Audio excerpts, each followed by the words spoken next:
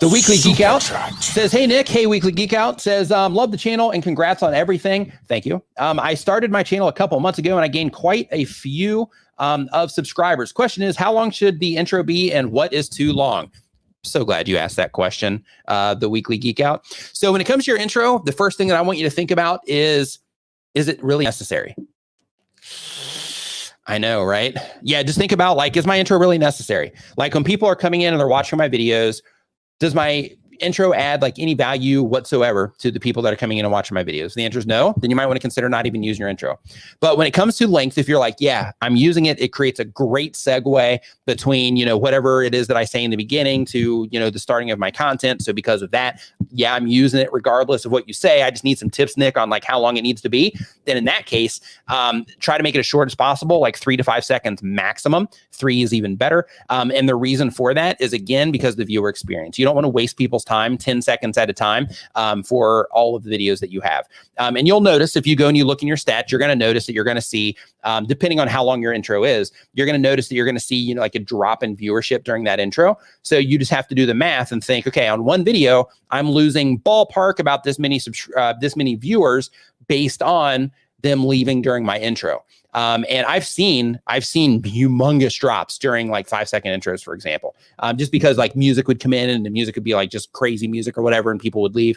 But the idea is you just want to use your stats for this. And you want to say, okay, if I'm losing a bunch of people during this like 10-second intro, then that's costing me performance on this video because those people, a percentage of those people would have watched this video for a longer period of time.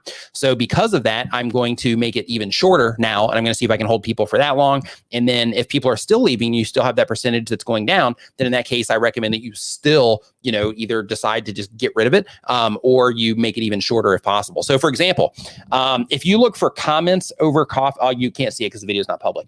So I have a podcast, and on my podcast, I'm starting to do a video version. So anytime I record the podcast now, it's part of why I got this. That's why I changed this setup here for the live stuff, so I can do the podcast here too. But with the podcast, the channel that I'm launching for that, so that we can have a video version, is the intro for that. All it is it's literally a build up while I'm talking, and then it's just like this flip logo thing comes in, and then it just goes right to the thing. So the logo is literally like a second long, and the whole thing is it's just a transition where I say, grab your cup, tumbler, or mug because we're starting right now. And then it goes, and then it does the little flippy thing, and then it goes right into it. And since it's a video instead of the normal audio podcast, I've even taken out a bunch of the additional stuff that I have in the beginning as well, typically.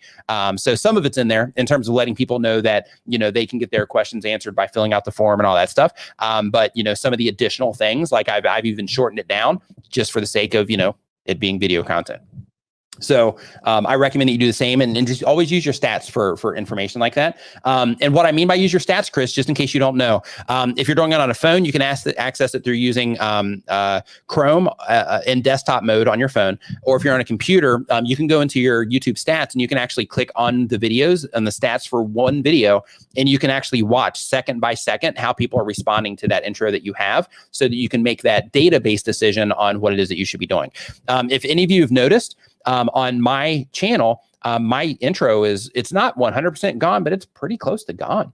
Like I hardly ever use it now. So like I've just found, you know, different ways to segue. And one of those ways is, of course, having a sponsor spot. So I'm like, and we're starting right now. And then at the start of the video from that point is a sponsor spot. And because I have that sponsor spot there, I don't want to add my intro and all the other stuff that I normally add at the beginning of the video. But once some of those contracts go away, then in that situation, I'm going to get back to just getting into a quick call to action in the beginning. But it's not, you know, that video intro, I'm still not going to have it in there because I figured out, you know, ways to segue the content without needing it.